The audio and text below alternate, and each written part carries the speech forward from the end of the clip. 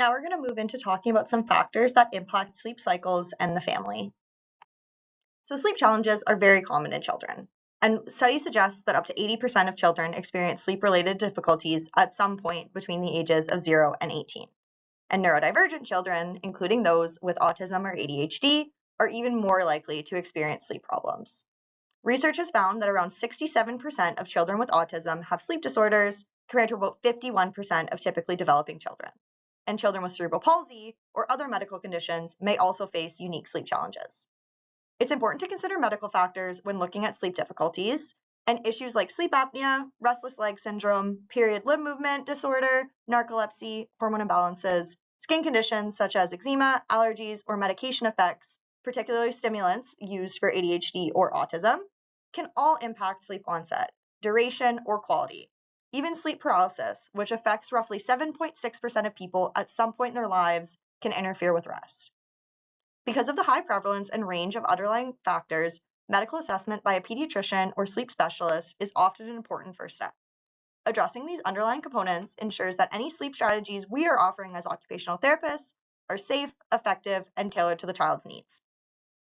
Nutrition plays a significant role in children's sleep quality, duration, and overall sleep patterns. Certain vitamins and minerals like iron, magnesium, vitamin D, calcium, and zinc are really important for healthy sleep. If you're concerned your child might be deficient in any of these vitamins and minerals, it's best to discuss this with your family physician.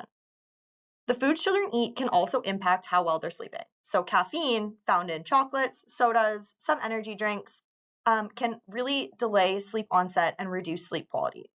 High sugar intake, particularly in the evening, can make it harder to fall asleep and increase nighttime awakenings. Heavy or spicy meals before bed can cause discomfort, indigestion, or acid reflux, which can interfere with both falling and staying asleep. Meal timing matters as well. So eating too close to bedtime, especially large or high-fat meals, can make it harder for the body to transition into restful sleep. On the other hand, skipping dinner or going to bed hungry can also keep children awake or cause them to wake during the night. Hydration balance is really important as well, and too little water can lead to late cramps or discomfort, while drinking too much right before bed might cause frequent bathroom trips that are interrupting sleep. So considering nutrition as part of your child's sleep routine can actually make a really big, meaningful difference. And supporting consistent meal times, balanced diets, and appropriate hydration all help to set the stage for better sleep and overall daily functioning. Screen time is a growing concern for children's sleep, and it's something we see affecting both school-age kids and teens. Many children use screens throughout the day at school with things like computers, tablets, and interactive learning tools, and then continue using devices at home in the evenings. And this combination can have several impacts on sleep. First, evening screen use can actually be delaying bedtime. And when children are on phones, tablets, TVs, or computers before bed, they often go to sleep later than intended, which reduces the total sleep duration, especially on school nights where they're having to wake up earlier. Second, screens can reduce sleep quality. The blue light that's emitted from devices is suppressing a hormone called melatonin that signals the body it's time to sleep. This can make it harder for children to fall asleep and stay asleep throughout the night.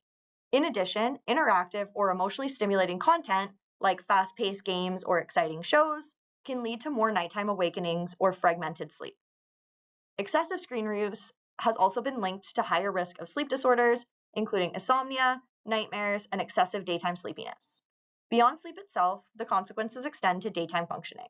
Sleep deprivation from late-night screen use can impact attention span, academic performance, mood, behavior, and even impulse control. As occupational therapists and caregivers, it's important to consider both the total amount of screen time and the timing of the use. Limiting screens in the hour or two before bedtime, encouraging non-screen wind-down activities, and maintaining consistent sleep schedules can support healthier sleep patterns. By addressing screen habits alongside other sleep strategies, we can help children to get the restorative sleep they need to function, learn, and thrive during the day. Now that we know how screen use can impact sleep, let's talk about practical strategies families can use to support healthy screen habits. One of the most effective steps is to keep screens out of the bedroom and avoid use for at least 1 to 2 hours before bedtime. This will help the brain to wind down and prepare the body for sleep. If screens are needed in the evening, using blue light filters or night mode can reduce the impact of melatonin production, but it's still best to limit screen exposure close to bedtime. Encouraging physical activity and time outdoors during the day also supports natural sleep-wake cycles, helping children feel sleepy at the right time. Modeling good screen hygiene as a parent or caregiver is another key strategy, as children learn habits by observing the adults around them. Consistent routines, clear boundaries, and balanced screen use throughout the day can make a big difference in improving both sleep quality and overall daytime functioning. Strong family connections and supportive relationships play a major role in helping children sleep well. When children feel safe, cared for, and understood, they're more likely to relax at bedtime and develop healthy sleep routines. This sense of what we call felt safety comes from consistent routines, emotionally available caregivers, and responsive parenting. Even something as simple as having an item that reminds a child of their parent can help them feel more secure and calm. Research shows that children with secure attachments and consistent, nurturing bedtime routines, with things like cuddling, reading a story, singing a lullaby, or even just spending time with a parent, tend to develop stronger sleep habits. Feeling emotionally supported reduces nighttime fears and anxiety, which are common in younger children and can disrupt sleep. High-quality parenting, characterized by warmth, responsiveness, and consistency, helps protect sleep even during challenging times, such as following a move, a traumatic event, or other transition periods in a child's life. Co-regulation is also a huge key factor in sleep. Children really do need help managing those big emotions or excitement at bedtime, and being the calm in their storm, guiding them through these emotional dysregulation periods, will support their ability to settle and self-soothe over time. This is especially important in households where multiple children are present, as siblings can influence each other's emotional states. When caregivers provide a steady, supportive presence, children learn how to regulate their emotions and, in turn, are able to better fall asleep faster and stay asleep. Early experiences with nurturing routines set the foundation for lifelong sleep patterns and emotional resilience.